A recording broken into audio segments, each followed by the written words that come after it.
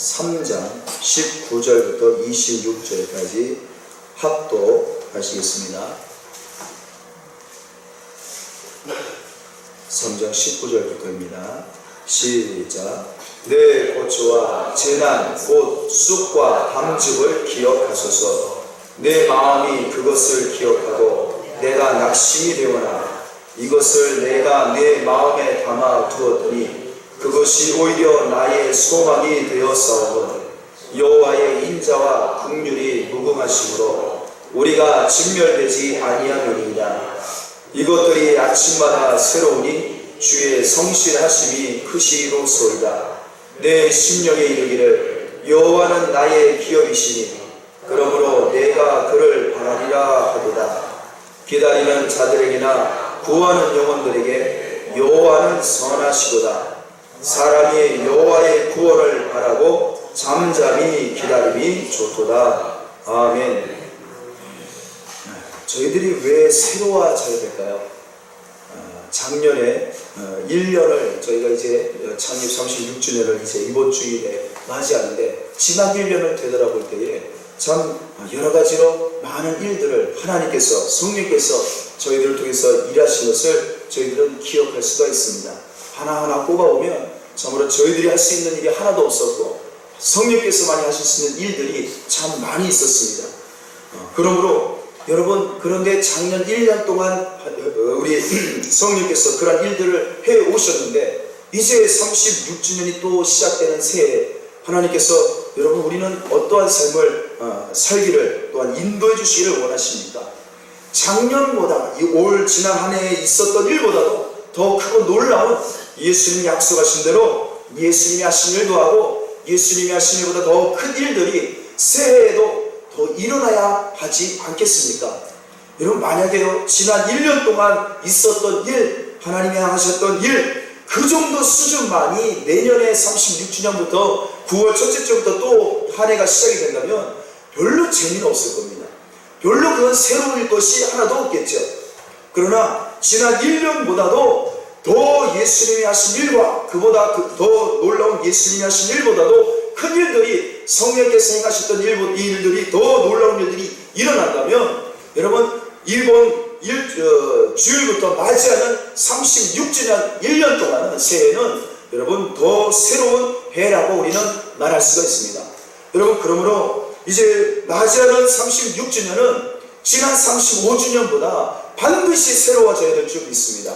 이런 기대가 없이 만약에 36주년을 우리가 창립 기념 예배라고 하나님 앞에 우리가 기도하고 예배한다면 여러분 별로 재미도 없을 것이며 소망도 없을 것이며 여러분 하나만할 것입니다.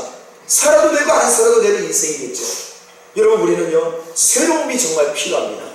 이번 36주년 새롭게 시작하는 일주일 후부터 시작되는 이번 창립 36주년 1년은 지난 35주년 때보다도 아니 우리 찬양교회 36년 역사보다도 또 다른 새로움이 반드시 있어야 할 줄 믿습니다. 새로운 그러한 1년이 되지 않는다면 여러분 우리는 다음 해를 1년을 또 살을 만한 가치도 또 소망도 없는 것이죠. 여러분, 그러므로 우리는 날마다 새로워져야 됩니다. 새해는 새로워져야 됩니다. 36절은 분명히 새로운 한 해가 되어야 합니다. 여러분, 그러면요 내가 지금 어떤 모습인지를 잘 들여다보셔야 돼요. 내가 지금 어떤 상황에 있는지를 내 안과 밖의 현 상태를 여러분 우리는 주목하셔야 합니다. 그리고 내가 지금 어떤 상황에 있는지 정확하게 보시고 지금의 모습보다는 새로워져야 되고 지금의 모습과는 달라져야 되는 모습을 우리는 꿈꾸고 기도하고 하나님께 간구를 하시는 줄 믿습니다. 그러면 반드시 하나님께서 성경의 약속대로 놀라운 새로움을 우리에게도 허락해 주실 것입니다. 여러분, 우리의 내적인 모습을 한번 보시죠. 마틴 루터죠. 우리 종교개혁가 마틴 루터가 500여 년 전에 무슨 말을 했느냐, 이런 말을 했습니다. 진짜 그리스도인은 지구상에서 가장 보기 힘든 희귀동물이다 라는 말을 이 마틴 루터가 합니다. 여러분, 참 그리스도인은 정말 보기가 힘들다고 500여 년 전에 이야기를 합니다. 그때는 그런 상황이어서 그랬을까요? 여러분, 왜 그런 말을 마틴 루터가 했을까요? 여러분, 예수님을 아는 사람은 많았죠. 어쩌면 지금보다도 인구 비율로 따지면 기독교 국가였던 로마 가톨릭이 지배했던 유럽 사회는 거의 99.9%가 태어나면서부터 모두 다 그리스인으로 침례를 주고 세례를 주었던 기독교 왕국이었죠. 기독교 제국이지 않았습니까? 그런데 그런 시대에 살던 마틴 루터가 그 시대를 온 모든 유럽 사람들을 볼 때에 뭐라고 고백하느냐? 그럼에도 불구하고 진짜 그리스인은 참으로 보기가 힘들다. 정말 보기 힘들다. 예수님을 아는 사람은 많다는 거예요. 예수님을 아는 사람은 많지만 예수님처럼 사는 사람이 너무너무 보기 힘들다는 것입니다. 오히려 예수님처럼 살지 않아도 아무렇지도 않은 세상, 그것이 500여 년 전 유럽 사회 기독교 제국이었던 그때 당시 사회였다는 것이죠. 지금으로부터 10여 년 전에요. 2000년대 초반에 이 독일에서 마틴 루터의 고향이었던 그 독일의 한 신학대학교에서 세미나가 개최가 되어서 전 세계 많은 신학자들이, 목회자들이 모입니다. 한국에서도 대표적인 목사들이 가서 발표를 하는데 거기에 있던 한 신학교, 독일 신학교 독일인 총장과 대화를 하는 중에 한국인 목사님들이 이런 질문을 그분에게, 그 독일인 총장의 신학 총장에게 묻습니다. 지구상에 있는 많은 목사님들이 있는데 목사님 중에 진짜 그리스도인이 얼마나 있을까요? 라고 질문을 합니다. 그러자 그 독일인 총장이 그래도 한국에서 온 그 목사님들에게 또 좀 멀리서 왔고 또 이제 기독교가 막 부흥하기 시작하는 한국교회 목사님들에게 위로의 말, 또 격려의 말을 해줄 줄 알았는데 그분이 이런 말을 합니다. 참 그리스도인이 정말 있다면 그것은 놀라운 일입니다. 목사 중에 진짜 그리스도인이 있다면 그것은 정말 놀라운 소식입니다. 라고 엉뚱한 이야기를 하는 것입니다. 여러분, 참 그리스도인인 사람이 목사가 되어야 되는데 그렇지 않다는 것이 현실이라는 말을 이 독일인 목사가, 총장이, 그런 신학교 교수가 그런 말을 했다는 것입니다. 아마 우리나라의 신학교 교수님들이나 신학교 총장님들에게 똑같은 질문을 했을 때에 뭐라고 대답을 했을까? 아, 이렇게 목사님들이 많고 대형교회가 많고 전 세계에서 10손가락에 드는 교회들이 이 대한민국에 5개, 6개가 되는 이 한국 사회에 진짜 그리스도인인 목사님을 몇 명이나 있냐고 묻는다는 그 질문 자체가 바보 같은 질문 아닙니까? 라고 아마 우리 한국에 있는 교수님들이 이야기했을 수도 있습니다. 여러분, 참 그리스도인, 예수님을 따라가는 목사가 여러분 흔치 않다는 것입니다. 500년 전이나 지금이나 마찬가지예요. 여러분, 예수님을 아는 목사는 많아도 예수님처럼 살기를 발버둥을 치는 그런 목사는 희귀하다는 거죠. 여러분, 교회가 아무리 크고 외형이 중요한 것이 아닙니다. 정말 예수님처럼 살려고 하는가? 여러분, 그러면 우리 성도님들은 어떻습니까? 여러분, 예수님을 아는 사람들은 많지만 진짜 그리스도인은 지금도 여전히 희귀한 존재가 아닐까요? 참 그리스도인으로서 교인이 되어야 하는데 교회에 오는 그리스도인이라는 사람이 예수님을 믿는 안에서 예수님처럼 사는 그런 성도들은 보기가 어렵다는 것입니다. 찬양교회는 이제 36주년을 맞이하게 되었습니다.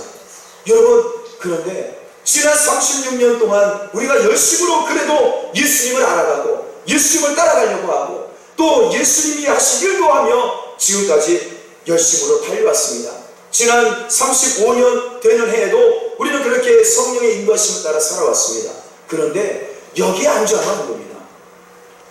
지금까지 성령의 인도하심을 경험했다고 여기에 안주하시면 안 됩니다.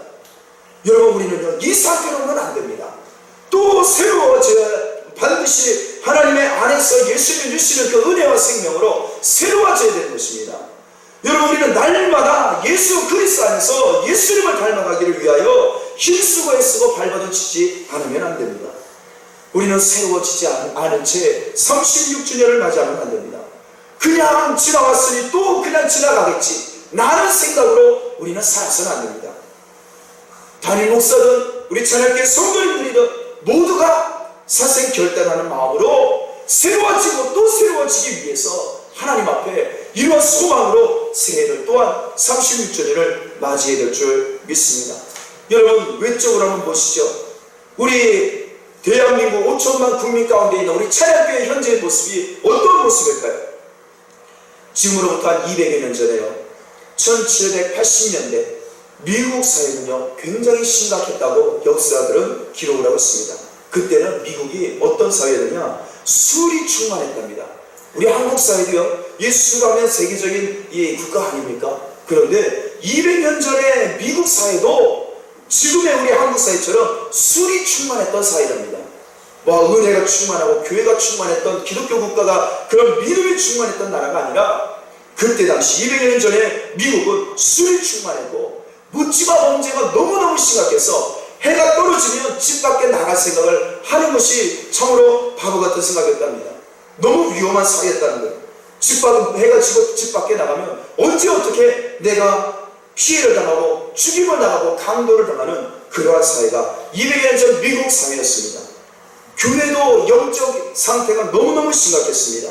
그때 당시에 200여 년 전에 한 감리교회는 그때 당시 감리교회 총회에서 보고가 되었는데, 예수 믿고자 교회 들어오는 숫자보다 교회 밖으로 나가는 사람들이 더 많았고, 매사추세츠라는 그 주에 어떤 회중교회 목사는 16년을 목회했는데 청년을 한 명도 전도를 못했답니다. 전도를 안 한 것이 아니라 그때 당시 200년 전 미국 사회 청년들이 예수님을 거들떠보지 않는 그러한 무신론의 사회였기 때문이라는 거죠. 미국의 루터교회 총회는 교세가 대폭 축소가 되어서 감독교회 교단과 합병을 논의할 상태가 되었습니다. 뉴욕에 있는 감독교회 한 주교는 사제직을 사임하면서 그 이유가 무엇이었느냐, 오랫동안 그 교회에 교인이 없었다는 거예요. 신방할 교인이 없었고 또 위로할 교인이 없었고 할 일이 없었다는 거예요. 사제직을, 목회직을 사임을 하고 교회를 떠나서 다른 직업을 찾기 위해 사임을 한다고 발표를 합니다. 그때 당시 한 법원에 판사였던 존 마샬이라는 유명한 미국의 역사 중에 한 사람은 버지니아에 있는 한 사제에게, 목회자에게 이렇게 편지를 씁니다. 이제 미국 사회에서 교회는 더 이상 회복될 수 없는 상황에 이르렀습니다. 동시대의 철학자, 미국인 철학자 볼테르와 톰 페이라는 사람이 뭐라고 하느냐, 이제 앞으로 30년 내에 미국 사회에서 교회는 없어질 것이다. 그렇게 호언장담을 합니다. 그때 당시에 신학대학을 시작했던 하버드 대학에서 설문조사를 합니다. 그 수천 명의 학생들 가운데 기독교인이 있으면 손 들어봐라. 그랬더니 그때 당시에 1790년대에 기독교인이 하버드 대학교 안에 한 명도 없었다는 거예요. 아무도 예수 믿는 사람이, 내가 예수 믿는 성령으로 거듭났다고 이야기하는 사람이 한 명도 없었다는 것입니다. 그때 당시에 또한 기독교 대학이었던 프린스턴 대학이 거기에서 똑같이 설문조사합니다. 누가 예수를 믿느냐, 몇 명이나 예수 믿느냐. 결론은 그 수백 명, 수천 명의 학생 중에 단 2명만이 내가 예수를 믿습니다라고 학생이 응답을 합니다. 여러분, 그때 당시에요, 모든 사회가 반 예수 그리스도, 안티 크라이스트의 그러한 문화가 온전히 미국을 점령을 합니다. 곳곳에서 연극을 할 때 반예수적인 반기독교적인 연극이 유행을 하고 많은 사람들이 돈을 내면서 관람을 했어요. 여러분, 기독교 대학 안에서 막 방화가 일어나고 그런 기독교 대학을 무너뜨리기 위해서 여기저기서 학교를 훼손을 하고 그런 일들이 버젓이 일어납니다. 뉴저지에 있는 한 교회의 예배당 앞에서, 정문 앞에서 불신자들이 모여서 성경을 가지고 와서 그 앞에서 불을 지릅니다. 예수는 없다고, 예수는 죽었다고, 하나님은 죽었다고. 여러분, 그것이 200년 전 미국의 사회의 모습이었습니다. 그때 1790년대에 소수의 기독교인들이 어떻게 신앙생활을 했느냐, 오히려 2000년 전 로마 제국 시하에 예수 믿는 것이 발각이 되면 사람들에게 죽임을 당했던 것처럼 몰래 모였답니다. 200년 전에 기도 모임을 하려면 몰래 모여야만 했다는 것입니다. 사람들이 그 사실이 들통이 나면 저 사람 기도한다고, 저 사람 예수 믿는다고 사람들에게 손가락질 받고 무시당하고 모욕을 당하기 일쑤였답니다. 그래서 그때 몇몇 성령으로 거듭난 성도들이 그 주위의 모든 사람들의, 이웃들의 손가락질과 모욕을 피해서 몰래 암호를 사용해가면서 몇 날 몇시에 모여서 기도하자고 기도 모임을 갖기 시작을 합니다. 그런데 4년이 지난 1794년도에 뉴잉글랜드에 한 침례교 목사님이 선언을 합니다. 사람들에게 모욕과 멸시를 받아도 상관이 없다고. 이제 우리가 매월 첫째 주 월요일은 기도하는 날로 정합시다. 그리고 기도하기를 원하는 사람들을 모이십시오. 그것을 선포합니다. 동네에서, 그리고 그 멀리에서 사람들이, 그 먼 거리에서조차도 기도하기 위해서 기도하고자 하는 사람들끼리 모이기 시작합니다. 사람들이 조롱합니다. 멸시합니다. 그런데도 그들은 모여서 기도합니다. 그들의 모임의 기도 모임이, 그들의 연합하여 합심으로 기도한 그 기도 모임이 훗날 30년, 40년 후에 미국의 대각성 운동을 일으켜서 수많은 미국엔 하나님이 없다고 하는 그들이 전부 다 회개하고 돌아오는 역사가, 성령의 역사에 불을 지피는 놀라운 기도의 불이 시작이 되었던 것입니다. 그리고 미국 사회가 노예 해방운동과 또한 선교운동과 전세계 선교사들이 파송이 되고 주일학교가 생기는 그런 놀라운 일들이 일어나게 됩니다. 사랑하는 가족 여러분, 오늘 읽으신 본문을 한번 보십시오. 우리는 애가라는 이 성경을 읽죠. 이 애가라는 단어는 문장은 왜 나왔느냐? 이 예레미야 애가의 모든 자주 등장하는 단어가 무엇이냐?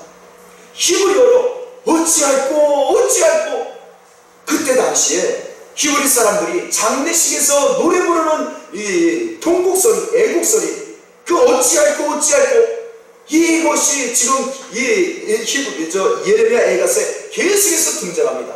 그래서 이 책의 이름을 애가, 장송곡이라는 이름을 갖다가 붙인 겁니다. 여러분, 우리가 읽은 이 성경은요, 예레미야 애가는 결코 좋은 말씀이 아니에요. 모든 처음부터 마지막까지 우리는 죽었네, 우리 현실은 망했네, 소망이 없네, 미래가 없네. 왜 그럴까요? BC 586년도에 예루살렘 성전이 망했어요. 다윗과 솔로몬이 생명을 걸고 하나님께 바쳤던 그 성전, 이곳에서 기도하는 우리의 기도를 들으시고, 이곳에서 찬송하는 찬송을 하나님 들어주시고, 이곳을 향해서 하나님께 나오며 하나님 응답해 달라고 기도하는 마음으로 세웠던 예루살렘 성전, 하나님이 586년도에 그 예루살렘 성전을 완전히 폐망시키십니다. 한 사람도 그곳에서 예배 못 드리도록 그 예루살렘 성전 돌 위에 돌 하나도 남김없이 하나님께서 직접 당신의 손으로 하나님의 아버지의 예배드리는 그 장소를 다 무너뜨리셨어요. 그리고 그 예루살렘에 있었던 하나님의 백성들을, 자녀들을 전부 다 죽이십니다. 바벨론으로 포로로 끌고 가십니다. 살아남은 자들이 바벨론의 그 강에서 장성목을 부르기 시작합니다. 어찌할꼬 우리는 이제 다 망했네, 우리는 죽었네, 소망이 없네, 우리가 어찌 하나님께 예배드리던 우리가 이렇게 망했는가. 그리고 바벨론의 이웃들과 주변의 국가들이 조롱합니다. 너희가 믿는 하나님 죽었다, 너희가 믿는 하나님이 너희를 심판했다, 너희 하나님은 없다, 너희의 신은 망했다. 여러분, 이 소리를 살아남은 자들이 들을 때마다, 하나님 자녀들이 들을 때마다 무슨 말 하겠습니까? 어찌할꼬 우리는 망했네, 소망이 없네. 오늘 읽으신 본문에도 말합니다. 18절에 모두 이야기합니다. 스스로 이르기를 나의 힘과 여호와께 대한 내 소망이 어찌 되었습니까? 끊어졌도다. 이제 더 이상 하나님께 대한 소망도 없고, 하나님이 나를 버리신 것 같고, 하나님은 우리에게 생명을 다 끊으셨구나. 그래서 19절에도 말합니다. 내게 내 입술에 있는 것은 무엇이냐? 내가 무엇을 먹고 있느냐? 고초를 마시고 있고, 재단을 먹고 있고, 쑥을 마시고 있고, 그 먹지 못할 담즙, 쓸개즙을 마시고 있도다. 우리는 더 이상 소망이 없도다. 그래서 20절을 말합니다. 내 마음이 그것을 기억하여 내가 낙심이 되오나. 여러분, 이것이 그때 당시 이 예레미야 애가를 기록하고 있었던, 탄식하고 있었던 하나님 자녀들의 고백이었습니다. 마음의 내적으로 그리고 바깥으로 더 이상 소망이 없습니다. 의지할 데가 없어. 하나님은 그들을 버리셨습니다. 하나님은 더 이상 그들에게 소망도 안 주시고 기쁨이나 즐거움이나 먹을 것을 주지 않습니다. 주시는 것은 고난이요, 재난이요, 먹지 못할, 마시지 못할 쑥과 그 쓸개즙만 하나님께서 주고 계십니다. 그리고 주변에 있던 많은 사람들이 너희가 믿는 하나님이 어디 계시느냐 비난하고 조롱하기 시작합니다. 여러분, 이것이 하나님 자녀들의 모습이었습니다. 혹시 이 모습이 우리의 모습은 아닌가요? 오늘날 대한민국 5천만 이웃들 가운데 살고 있는 우리 찬양교회 성도들의 모습은 아닌가요?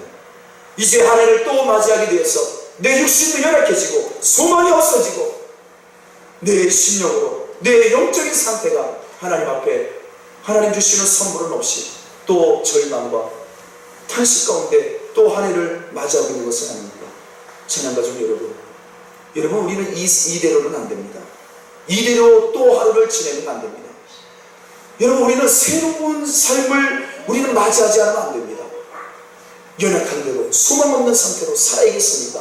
절망과 탄식하면서 소망이 없는 상태를 오히려 정상적인 것으로 생각해서 그냥 어찌할꼬 그 곡소리도 내지 못하고 그냥 절망 가운데 또 하루를 맞아야 되겠습니까? 여러분 우리는 이대로는 안 됩니다. 여러분 그러한 백성들에게 소망 없는 탄식하고 있는 어찌할꼬 우리는 죽었네 라고 고백하는 하나님 자녀들에게 하나님은 무슨 해결책을 주셨습니까? 21절부터 말씀합니다. 그런데 놀라운 것은 이 고통과 이 탄식과 어찌할꼬 나는 죽었네라고 고백했던 이 고통이 오히려 이 마음을 내가 마음에 담아두었더니 그것이 오히려 나의 소망이 되었다라고 고백하고 있습니다. 절망과 탄식과 나는 죽었다라고 하는 그 현실의 문제를 하나님 앞에 고백해뒀더니 그것이 오히려 나의 소망이 되었답니다. 어떻게 소망이 되었습니까? 22절에 말씀하지요. 우리 22절, 23절을 다 같이 한번 읽겠습니다. 시작. 여호와의 인자와 긍휼이 무궁하심으로 우리가 진멸되지 아니함이니이다. 이것들이 아침마다 새로우니 주의 성실하심이 크시로소이다. 현실은 어찌할꼬 우리는 죽었네. 죽은 것이 현실이나 주위 사람들은 우리를 비난하고 조롱하고 하나님을 믿어도 하나님을 찾아도 하나님께 기도해도 소용없지 않은 그들의 목소리가 더 크지만 하나님의 사랑과 하나님의 긍휼의 여기심이 무궁하시다라고 고백하고 있습니다. 그래서 우리는 절대로 진멸되지 않을 것이다. 이러한 소망이 아침마다 새롭다. 아침마다 여러분 눈을 뜰 때마다요 매일매일 새롭다는 거예요. 아침에 눈을 뜰 때마다 새롭다는 것입니다. 놀라운 사실은 특별한 날만 새로운 것이 아니라 매일매일 신비한 뛰는 순간마다 새로워진다는 것입니다. 이 새로움이 어디서 왔습니까? 이 새로움이 어디서 주어지는 것입니까? 22절 말씀대로 하나님의 사랑하심과 하나님의 긍휼함 때문에 날마다 새로워진다고 고백하고 있습니다. 하나님은요 하나님의 자녀들이 비록 절망과 탄식과 더 이상 어찌할꼬 갈 바를 알지 못하고 더 이상 내일의 소망이 없고 이내에 들어오는 것은 전부 다 쓰일 집이요 쓰리 쓴 것이요 먹을 수 없는 것이고 더 이상 소망이 없다 탄식하는 자녀들에게 하나님은 약속하고 계십니다. 매일매일 아침마다 매일매일 새벽마다 아침마다 하나님의 인자로 새로워지게 하리라. 하나님의 긍휼히 여기심으로 아침마다 새롭게 하시리라. 이것이 하나님의 자녀에 대한 우리에게 주시는 하나님의 놀라운 선물인 줄 믿습니다. 여러분 그러므로 내게 소망이 없습니다. 나는 더 이상 어찌할 바를 모르겠습니다. 나는 망했습니다. 하나님께 기도할 바를 알지 못하겠습니다. 하나님께 예배할 수도 없겠습니다. 사람들이 나를 조롱합니다. 네가 믿는 예수님이 네가 그렇게 주일마다 금요일마다 새벽마다 하나님께 기도하고 찬양하고 네가 의지하는 하나님 그래도 살아계시냐 라고 비난하는 그 가운데 하나님은 우리에게 약속하십니다. 그래도 아침마다 너는 또 새로워질 것이다. 하나님의 인자하심 하나님의 사랑으로 우리를 새롭게 하신다고 약속하고 계십니다.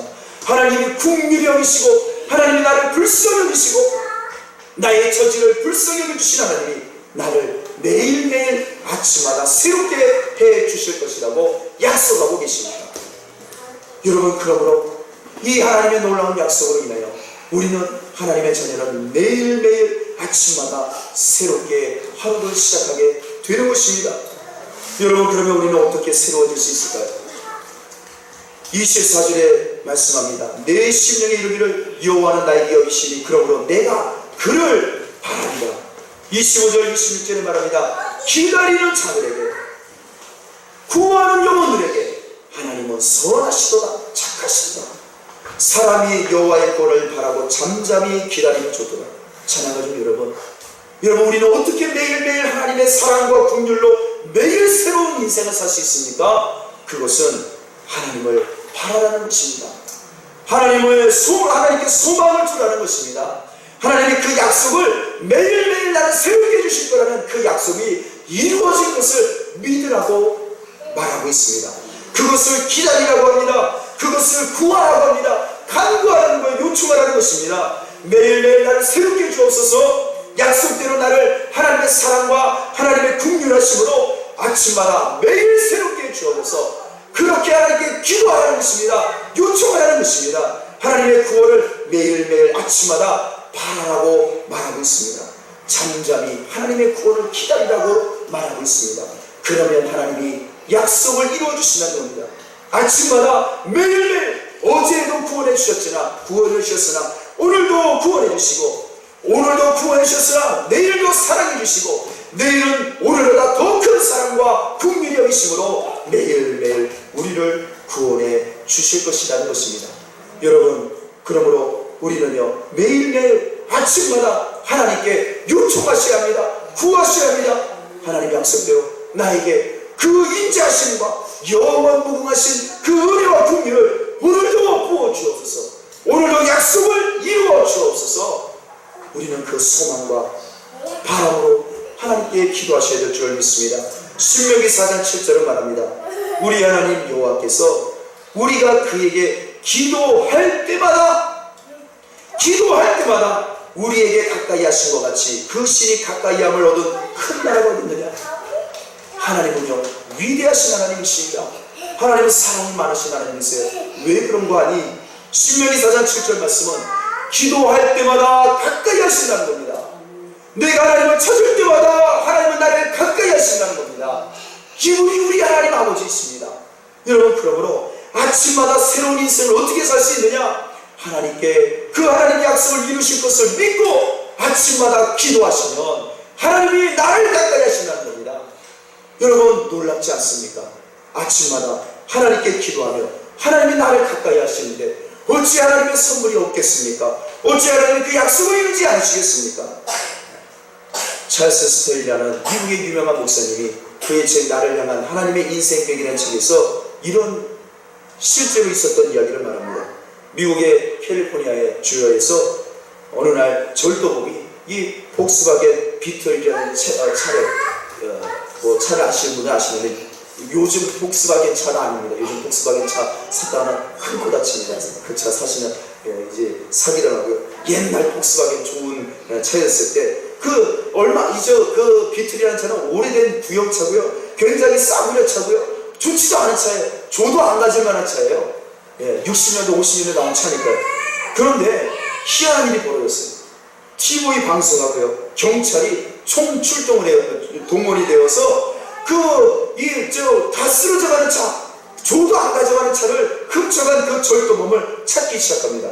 TV에서 막 이 차를 훔쳐간 차를 보신 분은 빨리 신고해달라고. 아니, 그 돈값도 안 되는 차, 얼마 되지도 않는 차를 왜 찾을까? 이해가 안 되는 거예요. 경찰들이 막 헬기가 다 돌아다니면서 그 차를 찾습니다. 왜 그럴까? 여러분, 알고 봤더니요, 그 차가 귀중해서가 아니었어요. 그 차를 가져간 사람 때문이었어요. 그 차를 훔쳐간 사람이 뭐 중범죄자냐? 그것도 아니에요.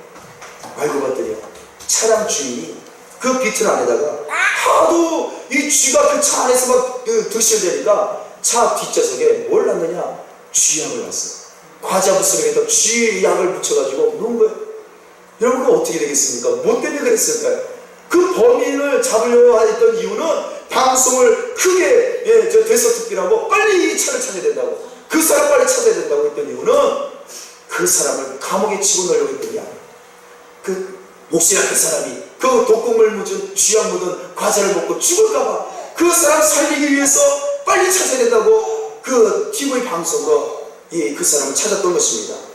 여러분, 그 범인은 뉴스에 자기를 찾는 소식을 들을 때 그는 어떤 생각을 했을까요? 많은 사람들이 자기를 찾으면 찾을수록 이 사람은 멀리 도망가기를 원했을 겁니다. 잡았는지 못 잡았는지, 약 그걸 먹었는지 안 먹었는지는 적혀 있지는 않았는데, 찬양 가족 여러분, 하나님을요, 우리는 혹시 뭘려고 있지 않습니까? 새로워지는 것. 어떻게 하면 우리는 새로워질 수 있을까요? 너무너무 방법이 쉬워요. 우리가 하나님을 가까이 하면 됩니다. 아침마다 하나님을 가까이 하시면 돼요. 하나님께 기도할 때마다 우리에게 응답해 주시고 우리를 가까이 하시는 이런 하나님이 세상에 어떤 이런 신이 어디 있느냐?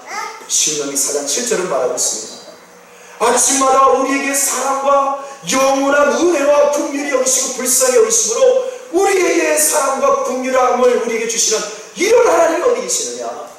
우리를 아침마다 매일매일 새롭게 하시고 어제보다 오늘이 또 달라지고 오늘보다 내일이 또 달라지는 35년보다 36주년이 또 달라지는 이러한 사랑과 긍휼을 베푸시는 이런 하나님이 어디 있느냐? 하나님은 36주년 되는 매일매일 예수님의 이름으로 선언하고 공포합니다. 반드시 35주년 한 해보다 더 놀라운 선물과 사랑으로 36주년 우리 찬양교회 성도들에게 부어주실 것입니다. 여러분, 이 약속은 그 약속을 믿고 매일매일 아침마다 소망을 붙들고 바라고 기도하는 성도들에게 주어주는 줄 믿습니다. 여러분, 그러므로 사실은요, 제가 이 말씀을 이 특세를 이번 한 주간 갑자기 지난 주말에 기도하다가 너무 답답했습니다. 너무 안타까웠어요. 화도 났습니다. 진짜 화가 났어요. 화가 나서 하나님께 따지고 왜 이럴 수밖에 없느냐 라고 화가 나서 기도하다가 안 되겠다. 특별 새벽 기도회 해야 되겠다. 그리고 이번 특별 새벽 기도회에 오시는 성도들에게 하나님 반드시 약속하신 그 사랑과 선물과 복을 주옵소서. 그리고 특세에 안 나온 사람은 주지 마세요. 솔직히 그런 심정으로 제가 준비합니다. 이제 시작이니까요. 4일 남았으니까 내일부터 다른 성도들 꼭 나오시라. 자녀들이 깨웠어도 이 말소리 못 알아들어도 데리고 좀 나오십시오. 여러분, 제가 화가 난 이유가 있습니다. 하나님, 왜 찬양교회 성도들이 지난 1년 동안 하나님께 한 그것을 알지 않습니까? 1년 동안 우리 찬양교회 성도들이 얼마나 수고했는지, 찬양교회 성도들이 몸과 마음과 물질로 시간으로 재능으로 얼마나 하나님을 찾고 순종하고 헌신하고 이웃사랑을 실천했는지 하나님 알지 않습니까? 하나님, 그런데 왜 우리 찬양교회 성도들에게 복을 안 주십니까? 저는 이것 때문에 화가 났습니다. 우리 찬양교회 성도들이, 여러분, 교회 안 다니는 사람들, 교회 안 다녀도 예수님 안 믿어도 우리 찬양교회 성도들보다 더 잘 살고 더 잘 되고 더 좋은 환경에서 여러분 그렇게 살면, 여러분, 우리 찬양교회 성도들 지난 1년 동안 35년 동안 찬양교회를 위해서, 성도를 위해서, 하나님 나라를 위해서 수고하고 기도하고 눈물 흘리고 헌신하고 자기의 물질과 시간과 생명까지 재능까지 아낌없이 드린 우리 성도들, 이게 뭐가 됩니까? 이게 하나님, 그러면 뭐하러 교회 옵니까? 뭐하러 수고하고 뭐하러 헌신하고 헌금 뭐하러 합니까? 뭐하러 예수 믿고 성령 의지합니까? 여러분, 우리 찬양교회 성도들이 너무 불쌍한 거예요. 저도 불쌍하고 우리 성도님들이 불쌍해 보이는 거예요. 이런 말에 뭐하러 교회 다니나? 교회 안 다니고 교회 다니는 성도들, 우리 찬양교회 성도보다 더 잘 되고 더 성공하면 하나님, 우리가 뭐하러 교회 다닙니까? 우리 교우들 새벽 기도로, 수요 예배로, 금요 차례로, 목장 예배로, 성역 공부로, 문화센터로 봉사하고, 어쩌면 우리 담임 목사보다 더 목사같이 하나님 사랑과 이웃 사랑을 실천하는 성도들이 계세요. 거기도 모자라서 여러분, 제가 11조는 없어진 거라고 구약에 거니까 안 해도 된다고 그렇게 설교를 했는데도 그래도 11조까지 하시는 성도들도 계세요. 그렇게 언론까지 하시는 분들이 계세요. 여러분, 우리 찬양교회 성도님들이 많이 수고하고 많이 헌신하고 계십니다. 36년을 그렇게 사셨어요. 그런데 반면에 제가 솔직하게 말씀을 드릴게요. 여러분, 평일에 새벽 기도는커녕 주일 오전 예배 한 번 달랑 나오는 성도들, 여러분 11절이 끝났다고 했는데도 그래도 또 11절을 내고 헌금을 내고 어떻게 쓰든 앞으로 뒤로든 헌금하고 헌신하는 성도들, 제가 어저께 보고 깜짝 놀랐어요. 우리 선교사님 가시는데 여기저기서 봉투가 날아다니는 것이 보이는 거예요. 우리 선교사님 이제 쓰세요. 그래서 봉투가 왔다 갔다 하는 게 보이면서, 야, 우리 성도님들 참 저렇게 헌신하시는구나. 여러분, 이렇게 내 시간과 생명과 물질로 모든 것을 하나님 나라를 위해서 헌신하는데 겨우 주일에 한번 달랑 나오면서 그 이후에 일주일 내내 하나님을 찾지 않고 하나님을 가까이 하지 않는 성도들 볼 때에 저는 비교가 됩니다. 하나님, 최소한 1년 지난 35주년 1년 동안 최소한 1년 동안 수고한 성도들, 그리고 수고하지 않은 성도들, 하나님 분명히 하나님께서 차이가 있지 않습니까? 1년 동안 하나님을 가까이 한 성도들에게 하나님께서 1년 동안 하나님을 덜 가까이 한 성도들보다 분명히 하나님께서 약속하신 대로 매일매일 생명과 사랑과 복으로 충만하게 해주셔야 되지 않습니까? 근데 왜 교회 일주일에 달랑 한 번 나오고, 아니 한 달에 한 번 나오고, 아니 몇 달에 한 번씩 나오는 성도들, 그보다 하나님 더 힘들게 하십니까? 더 절망과 고통과 탄식 있게 하십니까? 왜 이렇게 불공평하십니까? 저 이게 화가 났어요. 화가 났습니다. 이제 36주년 뭘 비전을 선포합니까? 하나님을 찾아도 가까이 해도 1년 동안 수고했는데 아무것도 하나님이 보여주시는 것이 없고 약속이 안 이루어지면 하나님 36주년 하나님께서 복 주실 거라고, 가까이 하면 하나님도 가까이 하실 거라고, 무슨 하나님이 가까이 하십니까? 저는 이게 화가 났던 거예요. 적어도 약속은 이루어주셔야 되지 않습니까? 여러분, 열심히 봉사하고 열심히 헌금하고 열심히 시간과 재능과 자신의 모든 것을 다 하나님을 가까이 했던 성도들, 이웃들을 위해서 헌신했던 형제자매들을 위해서 헌신했던 성도들, 그 사람들 뭡니까? 하나님을 가까이 하는 사람들에게 반드시 약속대로 특별한 하나님을 가까이 하시는 뭔가가 있어야지 않습니까? 여러분, 하나님을 가까이 하는 사람과 가까이 하지 않아도 되는 사람들, 여러분, 하나님을 가까이 하지 않아도 살만하면 뭐하러 우리가 새벽기도 나오고 특세랍니까? 여러분, 그래서 하나님께 사생결단으로 하나님 앞에, 어쩌면 이 특세는요 따지는 자리에 하나님 앞에 이번 특세에 참석하는 사람들, 하나님께서 반드시 30일도 아니고 뭐 어떤 게 옆교회는 세일에 37에 20일 21일 새벽기도 나와야 인정하는데 20일까지도 안 가요. 5일입니다. 5일. 하나님, 이번 한 주간 5일 새벽기도에 하나님 참석하는 성도들, 하나님께서 진짜 하나님을 가까이 하는 사람들에게 하나님이 가까이 하신다는 그 약속을 이루어 주옵소서. 아침마다 새롭게 매일매일 새로운 생명과 사랑과 기쁨을 넘치다 주신다는 그 약속을 이번에 5일 동안 참석하는 성도들에게 하나님 한번 해주세요. 말라기서에 그 약속을 하나님이 하시는 게 있어요. 너희들 나를 한번 시험해봐라. 내가 땅에 쌓을 곳이 없도록 쏟아붓지 않는지 나를 한번 시험해봐라. 이 특세가, 이번에 특세는 그 하나님을 시험하는 자들입니다. 하나님, 이번에 특세에 참석하는 자들에게, 하나님을 가까이 하는 자들에게 반드시 하나님 약속을 이루어 주옵소서. 가까이 해 주옵소서. 하늘과 땅의 모든 복과 생명을 부어 주옵소서. 매일매일 새로운 삶이 되도록 약속을 좀 이루어 주옵소서. 그런 자입니다. 찬양가족 여러분, 우리는 여러분 하나님을 가까이 하셔야 합니다. 아침마다 기도로 가까이 하시기 바랍니다. 그러면 하나님은 반드시 하나님도 우리를 가까이 하실 겁니다. 지금 소망이 없습니까? 탄식과 난 죽은 날 더 이상 내일이 없다고 그렇게 절망 가운데 있습니까? 그러면 이 절망 가운데서 하나님을 가까이 해보세요. 하나님께 이 약속을 붙들고 기도하십시오. 나를 새롭게 해달라고, 반드시 하나님의 생명과 복으로 나에게 충만하게 해달라고 하나님께 사모하며 기도해 보십시오. 하나님, 이번 특세 가운데 오늘 이 기도에, 아니 오늘 당장이라도, 오늘 하루 시작에, 오늘 하루에 분명히 어제와 다른 지난 내 일생 가운데 절대로 상상 못했던 일들이 오늘 하나님께서 이루어주실 겁니다.